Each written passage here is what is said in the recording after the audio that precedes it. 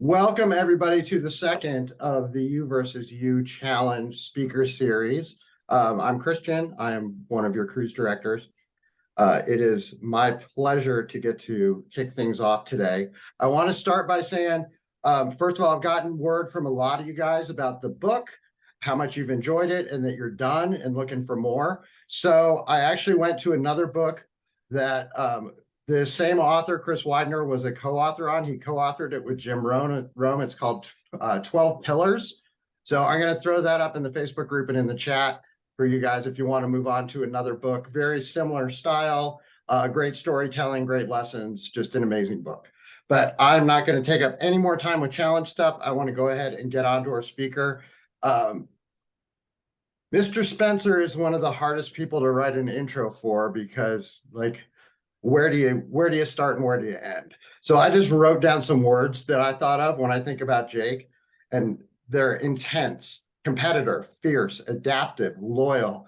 He is the embodiment of the 5 Fs. He's a dad, a husband, a coach, a mentor. He is the president and co-owner of Q Sciences. And he is our very own John Wick. Take it away, Mr. Jake Spencer. Wow. Good to see everybody. I guess today's Wednesday, if I'm correct. Good to see familiar faces on here, a couple guys I don't know. It's humbling to be on with you guys. This is things I enjoy doing. Sometimes I wonder why I get asked to do them. To be real with you, usually everything I do and talk about is about the business side of things. And all this kind of go into it. Things like this have probably been many of the things I needed throughout my career. I still need the trampoline effect that I've been able to do to maybe experience some life experiences. And if Christian, if you can mute him out, that'd be great. It's coming from DeMarcus Watkins still. So I've tried to from time to time in my daily activities and things to join things like this or be around people that I have a great deal of respect for, that I can learn from. Congratulations for being in this group and also committing to it. This is a great challenge. And I'm excited to kind of see what happens from you guys who obviously are part of it. I kind of wanted to start off because I don't want to take too much of you guys' time. I kind of want to start off because when I was asked about influence, because that's what we're talking about, being a man of influence, I was a little bit taken back because I don't think, just to be a little bit maybe behind the scenes with me, I don't think that I've ever set out with anything I've done and thought to myself, I want to be influential. And so I'll tell you, those of you who know me, I actually have worked on this, bits and pieces of this for over a week, because that's never been my goal, was to be influential. And maybe that's why in not all areas, but some areas I am influential, because it hasn't been the focus of what it was. And so I want to quickly say this. So what I did before I get into a couple things, I think there's a lot of lessons in these 4 things that people said. I went to people who are not a part of Q Sciences. And all these people are highly successful, highly motivated people who know me, who have done business deals with me, have been part of my life. And I look up to all these people when I ask this question. So let me tell you what I did, because you can probably tell this isn't a real comfortable thing for me to talk on, because it's really not in my wheelhouse. Actually, it's not really my skill set to say, hey, here's how I become influential. It's like, it's weird. It's weird for me to talk about this. So here's what I asked. I went to 4 people and I said, what makes me influential? I don't know if you've ever asked that, like anything in your area of your life, if you've gone to people that, and I let me rephrase this. I didn't ask this question to anyone that there wasn't parts of their life that I would take over mine. So this isn't asking questions to people who are like, I have influence over. Like one guy on here is worth $850 million, right? Like he's almost a billionaire.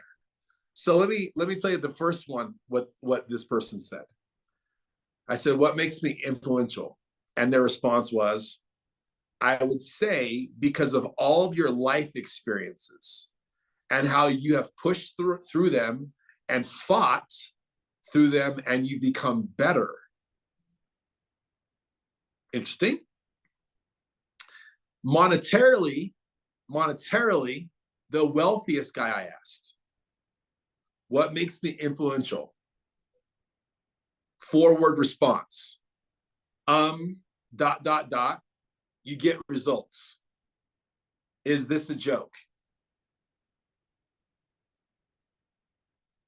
The longest one that I got. Jake Spencer truly cares for his friends and the success of others. And when you care, you can influence people quite easily, as he has. He's the best I've known at spotting / pointing out the strengths of people and then helping them develop those strengths. The last one. This is simple, brother. It's because you have experience and you're passionate about what you do. Now, there's a lot of lessons in those things that we could talk about. Being confident, we could talk about being planned out. I think a lot of people wouldn't want to admit it, but very successful people are very methodical and they're planned out, because when you're planned out, you know where to put energy and what deserves your time over other areas. And some areas you don't really have to put a lot of time into. It's more of a management type thing. We can talk about getting results.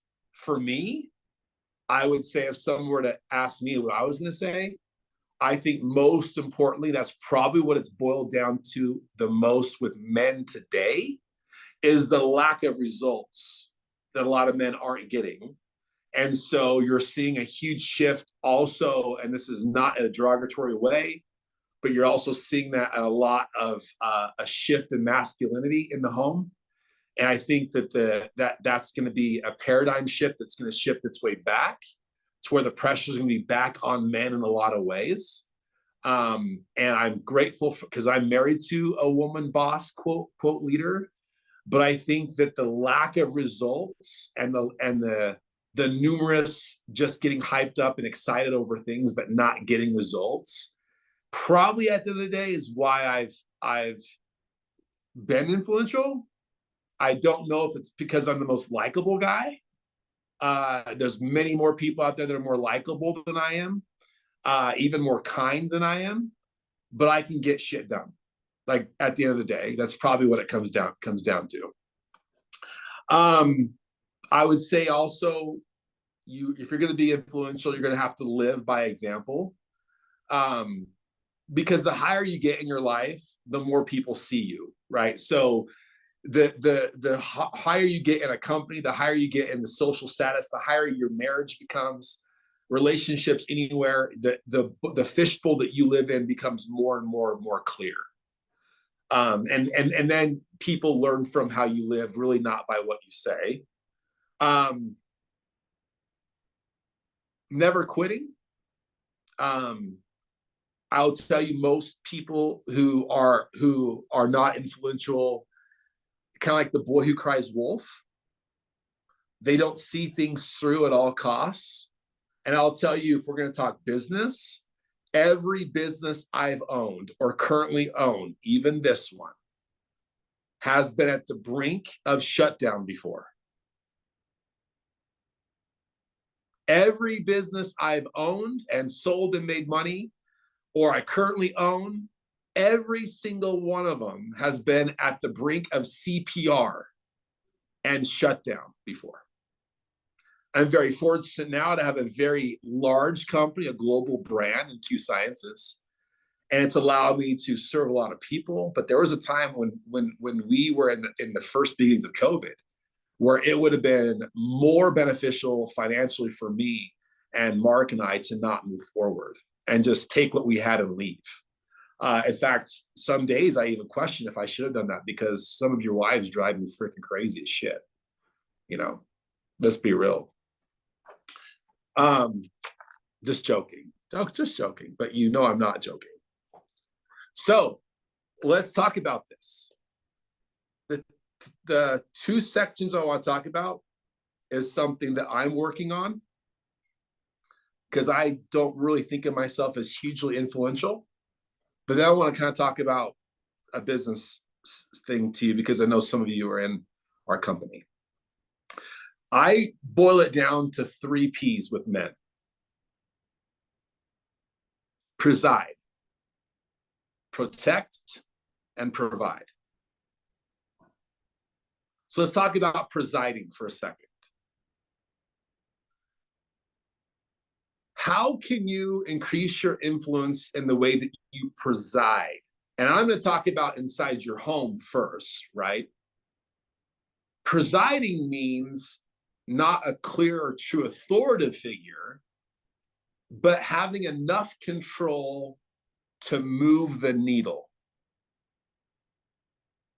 How are you presiding in your home? First question, does no mean no? I'll tell you flat out, there are times in my home, even though I'm married to an alpha, I have 4 kids, when dad says no, that is not allowed, or we're not doing that, it's over. Everyone lays down their sword and it's never brought up again. We can talk about having fun and joking around and doing things and, hey, go ask mom. There are times Sarah has said yes to certain things. And dad walks in and says, no way. You are not leaving our house looking like that. You are not going over to that home. I do not feel good about it. No, we are not investing money in that. No, we're not donating to that. No, we're not going there. Any successful guy who wants a successful family has to know when to say no and to hold your ground. You have to. I see so many men being pushed around by partners and spouses and not knowing when to just throw down the line. Also, when you're in your free time, I think one of no my buddies means used no, right? What does that actually mean? You have to know when to say no in areas of your life, and you have to decide what you like and what you love. Please pay particular attention to this. You could say, I like that flower. If you like the flower, you're going to pick the flower. I love that flower. If you love the flower, you're going to protect the flower and water the flower and do it. When you don't know how to say no, you end up liking a lot of things. And you don't protect the things that you love. Being someone that presides over an organization, family unit, company, sports team, children, you got to know when to say no. Because if you don't, your yeses are going to distract you from the things that you love. And loving things is a growing organism. If you don't love it and pay attention to it, it's going to die. And you can boil that down to any section of your company or personal relationship at home or even yourself. Your circle must know the rules. To preside, your circle must know the rules. To have influence, people must know the rules. So Randy Bullock is on here. I just saw him. Can you unmute, please? And he'll probably know the rules. Kimball will know the rules. Ben Bristow knows the rules. Working with Jake Spencer, there are 2 rules. And they're easy rules. Randy, do you want to tell them my 2 easy rules? Sure thing. Pretty easy. Sometimes hard to do. Own your stuff. Don't lie. Simple. I can help most people if they just don't lie to me and they own their shit. Helps you get right to the point and get results quick. Because let's face it, I think I'm influential because I get to the point and I get results to be back with our family and back doing the things that we need to be doing. Next thing, to be a presider. Here's something, I'll give you a tip. Those of you who are in a relationship, and whatever your relationship consists of, you obviously know me, I don't give a shit. If you're in love with a dog, I don't care. If you're in love with a teddy bear, I don't care. But what I am saying as men, step up your game.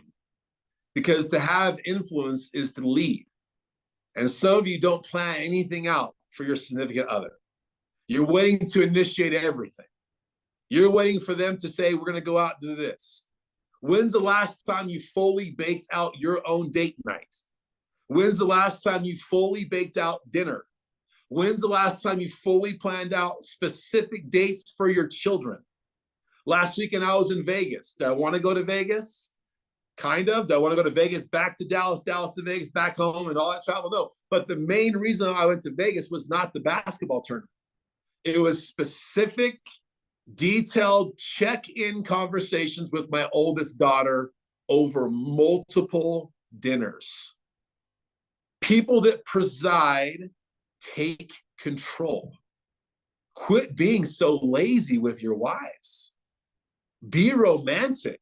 Plan the stuff out. Give them an hour. Say, listen, you've got 1 hour to pack a bag for an overnight. Here's what's going to happen. I'm not telling you where we're going. It doesn't matter if it's in the same city. The fact that you planned it out and planned for someone to watch the kids and someone to do it is far more romantic and shows you're thinking about them in the process of you becoming better. You're going to get results if you know what I mean. This is an easy game. It's an easy game. People that preside plan. Next one, protect. As a man, you got to protect. If you want to have influence, you're going to have to protect what you've built. You're going to have to protect it at all times. The higher you go, the bigger you become, you'll be under attack all the time. Just today. Right here. Lawsuit number 575. Welcome to my life. If you don't think that the protection investment of you is not going to double, triple, increase as you become more successful, you're crazy. And if you don't protect it, you'll spend all your time saving it. There's a different line of marketing, a different line of communication, a different line of planning when you're trying to save what you've built or protect what you built. Protecting is seeing into the what? Future. Saving is seeing in the past. If you're trying to save your body, good luck, you're screwed. If you're just trying to save your money, you'll go broke. No multi-millionaire has saved their way to wealth. You protect your wealth by hiring the right people, tax people, so you can keep making. So are you in save mode or are you in protect mode in all areas of your life? Because being influential, you'll never be influential if you're worried about saving and living off of last year's success, last year's dates, last year's Valentine's Day, last year's family trip, last year's workout, last year's Ironman. I don't care what it is. You get results by what you do today. Plain and simple. So how are you protecting? Talk about your home for a second. I have things in my home where I'm protecting my children from the internet. I find it to be a very high risk, a very high worry in my life, and I find it to be very intrusive. So I have you may not believe this, I have very strict boundaries with my wife about screen time and internet over my children. Because of those boundaries and those rules, my children are influenced by their father. Yes, very simple. Kindness. I'm protecting my children by teaching them about kindness. Now, kindness is learned. I'm going through this right now with my son. Can you tell them to be kind? No, because up to 8 years old, They couldn't even feel anything inside of it to decipher the feeling. Some of you don't know this about Jacob, but holy shit, who is this guy? There's a reason I'm here. So how do you teach kindness?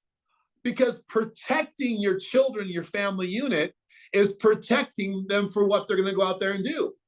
So if you're kind, you'll probably mostly stay out of the riffraff. So how do you teach a child to be kind? Empathy. Empathy. Sawyer, look over at your friend. What, Dad? Well, Sawyer, what do you see? Well, I see some dirty clothes and really old shoes and really messy hair. I said, be more specific. That's not how he was last year. Well, Sawyer, how do you feel? Something must be going on, Dad. Have you asked him? Dad, Dylan, true story. His parents got a divorce. He's going between homes. They're now in a financial pickle. You teach kindness by having them point out what they see and how that would make them feel. How are you protecting who you're raising? I struggle. I had this conversation with Randy one day going up to my cabin. I struggle as a father telling my kids what to think instead of teaching them how to think. I got to the point now where I'm respectful of how they feel and what they think, not trying to change it. Because at the end of the day, if we're looking at a yardstick, we have our children for 1 inch on that yardstick. And what are we really trying to get them to do is to go out into the world and to be able to think themselves through the world, not be dictated by what we do. Influencers do not tell people what to think. An influencer online makes money off of people by doing that. But people with personal power who have influence, they make money with people. It is a collective, collaborative thing. So you got to remember, we're not trying to be influencers online because they're telling people what to think and telling them how to change their mind. And that's short term because anything built out of fear will never last a year. True personal influence and power comes from having people decide upon and think on their own. And then you being confident to accept the belief. Protecting. Providing lessons. Learning. And protecting conversations you have in your life. Can I tell you a big key about having personal influence? Judgment. Judgment. I don't really take a lot of political stances. I don't find any funding or anything I do to do anything that's going to put me in a position where my network and my buddies have to defend me by my political or sexual views or those things. People with influence, this is what's contradictory to what's happening, who take those views, be careful. Their influence is seasonal. It expires. It will expire. So you want to try to make as much money you can because it's just a type of a thing. But to have influence that's timeless, it comes down to your core values: faith, family, friends, fitness, finance, the things that regardless of what God you believe in or sexual preference that you have, they're pain points that we all endure and grow through all the time. To be a great person of influence, it is not controversial for what who you're working with. You accept it for what it is, but you don't need to go make a big public statement. Track it in the news. You see a lot of times with people who have a one-hit wonder on the radio or a song that's controversial, you never see them again. Controversy is short term. Short term. Provide. We can talk about financial all we want to. We can talk about results. But I want to talk about your household first. I believe as men, husbands, boyfriends, sons, studs, to be counted on, to get results, to build trust, write trust down. To be influential, you build trust quickly. I believe the number one thing that we provide in our homes is the emotional well-being of our wife / partner and kids in our home. I do. I believe it's the number one thing. And it does not start when you leave your house. Some of you think that it is. It starts when you walk in your house. The emotional confidence of your daughters, your sons, having the conversations of addiction, pornography, having the tough talks and not being a reactor to their questions or their admitting of things, but to sit there and listen to understand, and the emotional well-being of your wife, right? Because men, what are we? We are fixers. Just tell me what's wrong, I'll go fix this real quickly. Instead of, tell me how I can better understand so I know how you're feeling. Listening, asking questions. I believe the number one job of all of us on here who have a family is the emotional well-being of our spouse and children. To me, I'll tell you, that's what my level of success is. I don't give two shits how much money you actually make. I don't care what you drive. If I walk in your home and your children are excited to see you, and they jump up on your lap or by you, and they tell you their secrets, and they bear it all to you, and their insecurities and what happened at school and what they're afraid of, because you are their protector, you are a 10 out of 10 in my book. That's what it's about. And that's what it's about in business. Believe it or not. To be of influence is for people to come to you because they know you can solve a situation in their life that most of the time is short term. So how are you providing that to the people you want influence with? Not over, I said with. Don't ever write over. How are you providing that? What is your solution? And how are you getting to the real pain points of people that you look to lead? What is your target demographic? How old are you? What are you trying to build? A business, a relationship, a long-term thing? Well, if you know who you're talking to and what their pain points are, the first thing is to lead yourself in the sector so they can see how you live. The second thing is to be empathetic to where they can come to you with information so you don't react and judge, so you can actually listen to then respond to solve the problem. Hope this is making sense to you. Being a provider is not just providing what people say it is. Oh, he's a great provider. No, that's just financial. So if I were to teach you how to plant a tree, the world views men and the providing of making money. Well, if you plant a tree, does the tree have to be really taught how to cast shade? No. But that's what you all focus on, is the shade. I focus in the value of the tree and what I get to relationships. And by default, the tree is good enough. It makes its own shade.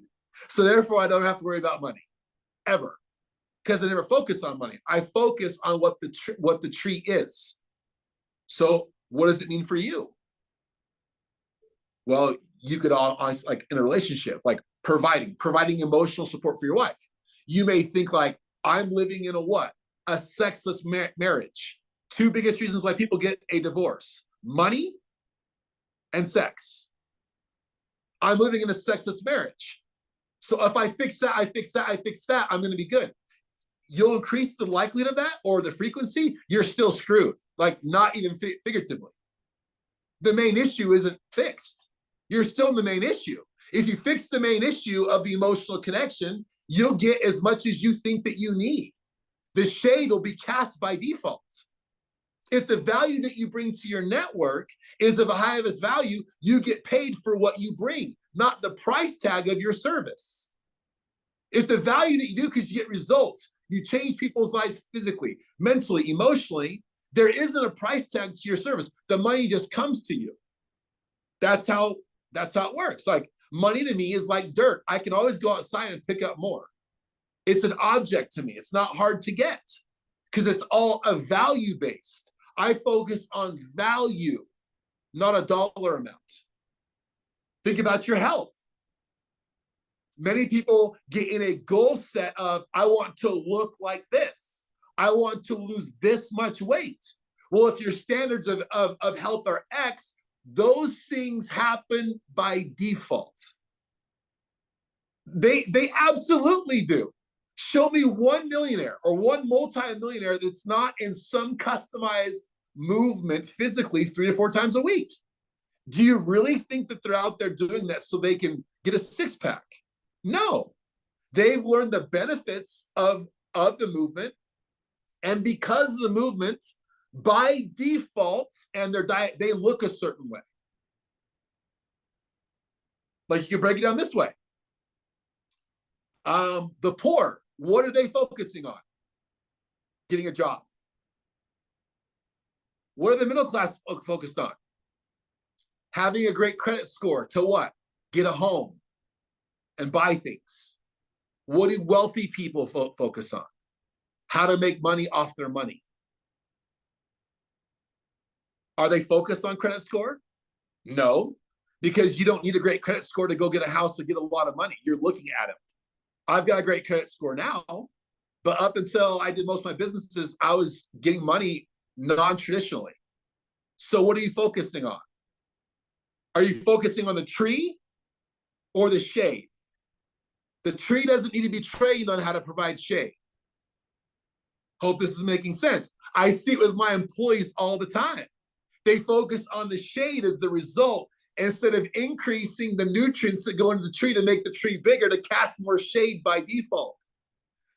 The energy should be putting into how many more trees you can get to more shade, but they're focusing on, oh, how do we create more shade? And let's throw us money and time and resources into stuff that's so dumb.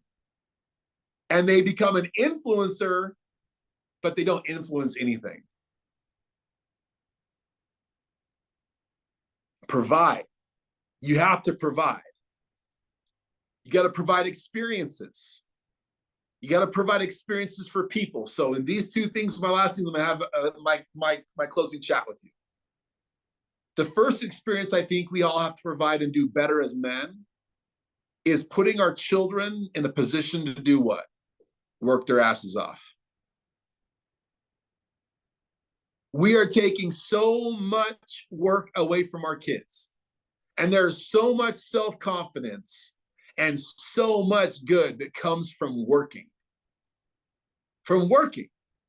And let me tell you something. I don't believe work needs to be fun. Sorry, I don't. That's a bunch of bull. Like, people in the world have gotten to the point, if my work's not fun, I'm not going to enjoy. I got to enjoy what I do every day. Bullshit. There are things that I do in my businesses that I hate every day. I don't enjoy it. I hate it. But you know what I do love? The results I get.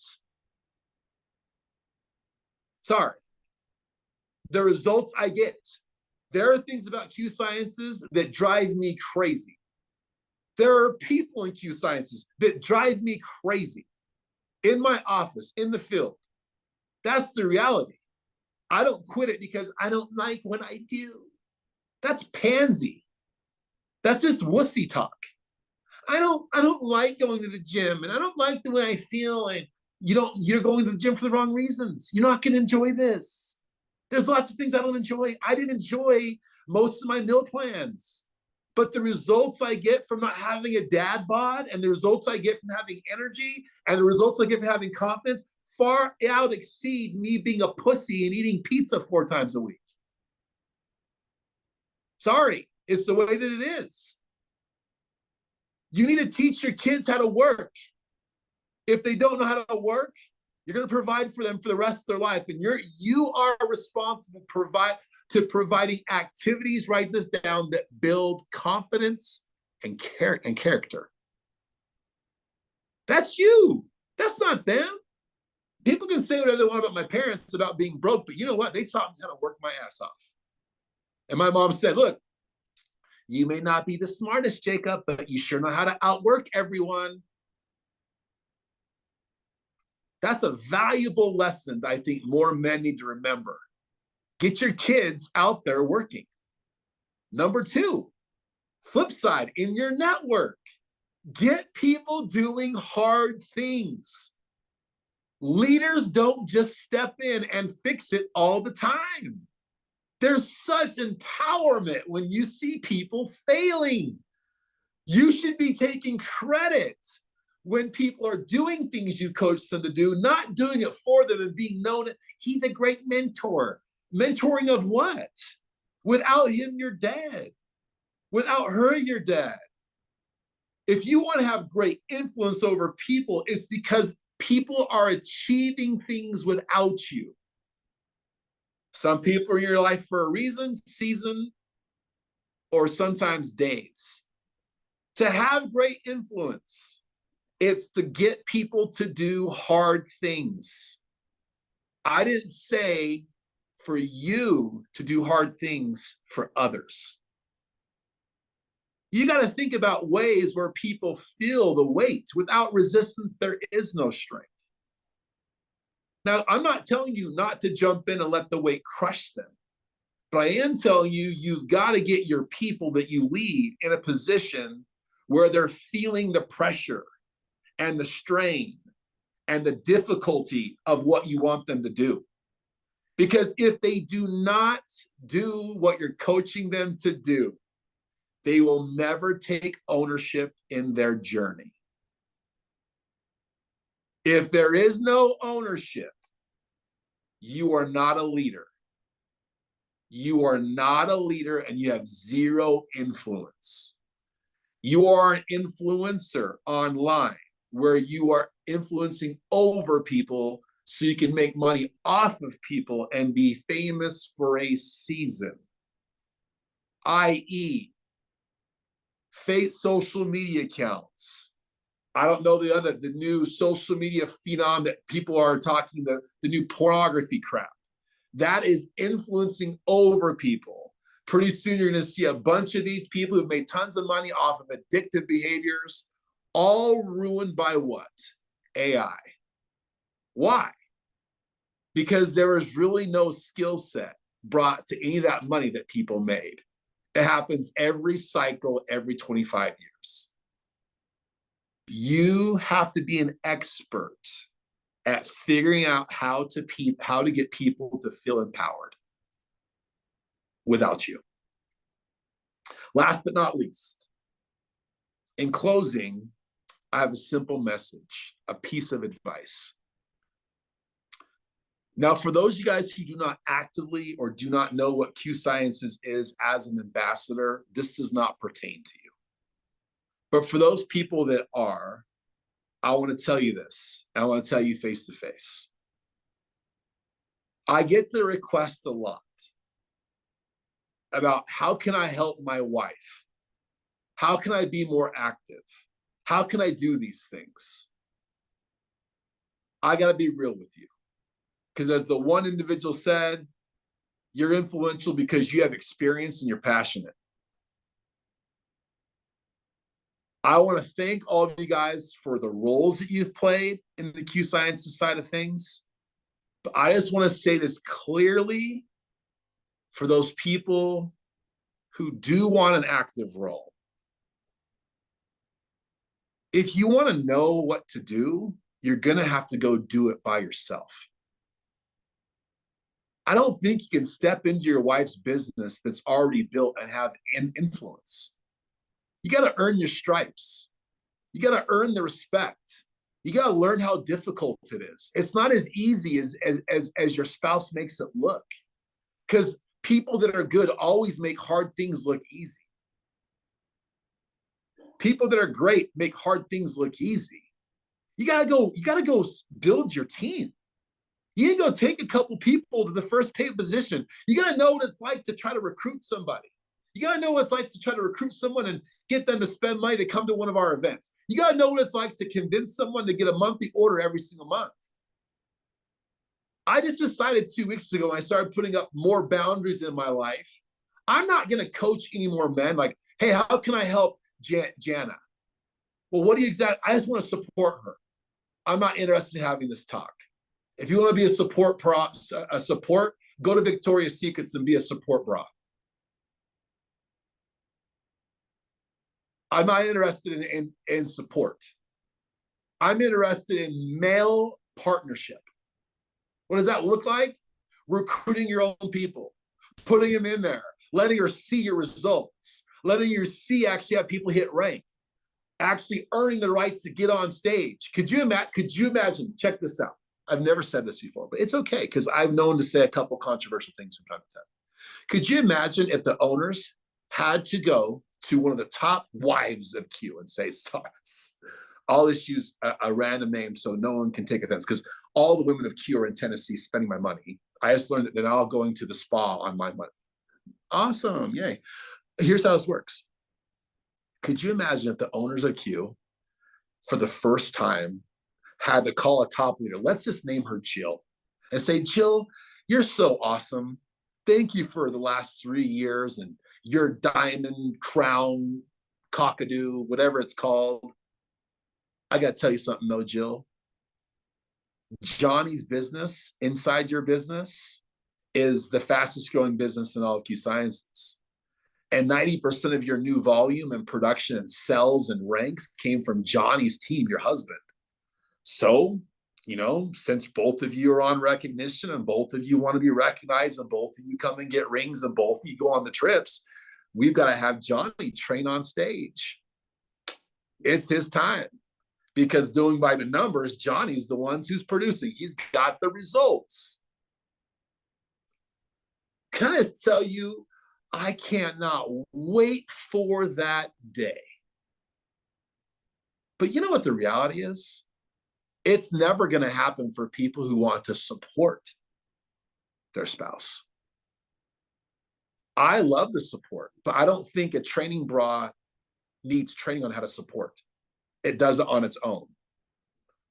And I'm grateful for that because we've been able to keep a lot of families together. But can I tell you, if we're ever going to build this company to any likelihood of $1 billion, then we need some men to actually quiet down the constant emotions that we deal with at corporate from 80% driven women field. Or it's never going to happen. Let's just be real. I mean, you live with them too, so don't act like it's not you. And just because they're in the same room with you, I don't really care because I pay him. Just say, this dude's right. You are emotional. I can't believe he has to deal with you. Some of you guys, if you really want this, you want this business, you've got to go get the experience. You've got to go through those lessons.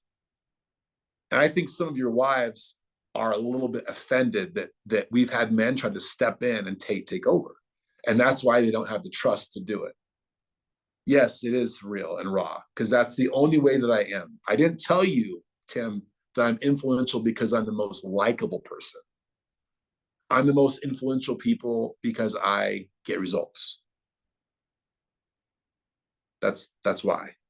I appreciate your guys' time. And those of you who are going to be with me here in a couple weeks up in Canada, I can't wait. Thank you, Christian and Kimball, for all the support you're putting into this group. And I want to be very careful of this. I'm not grateful for all the support that the men have lent to their wives over the years. But you guys, I mean, it's fair to say you're married to them too. And for us to go to another level, we need some of you guys to step up and look in the eye and say, no, that's not how business works. No, it's not Q Science's fault. No, that's not how the world works. No, you can't hear yes from Jake every single time. No, and like preside, right? Like we need it now more than ever. So I appreciate you guys.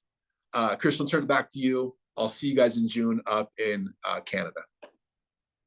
Jake, thank you so much. I knew when we asked you to speak that it was going to be incredible, and you never disappoint. I don't know about the rest of you guys, but I have multiple pages of notes that I just took, and we'll be going back to watch the recording because I couldn't write fast enough.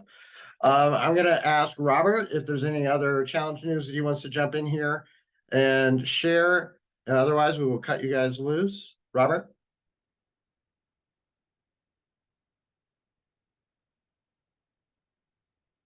Is Robert still on? Oh, okay. Robert's not on. So I guess that's it.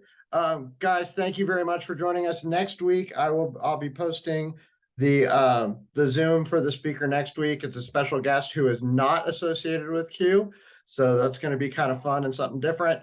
Yeah, I'll post about the other book too. And thanks for your time, guys. Have a good rest of your week.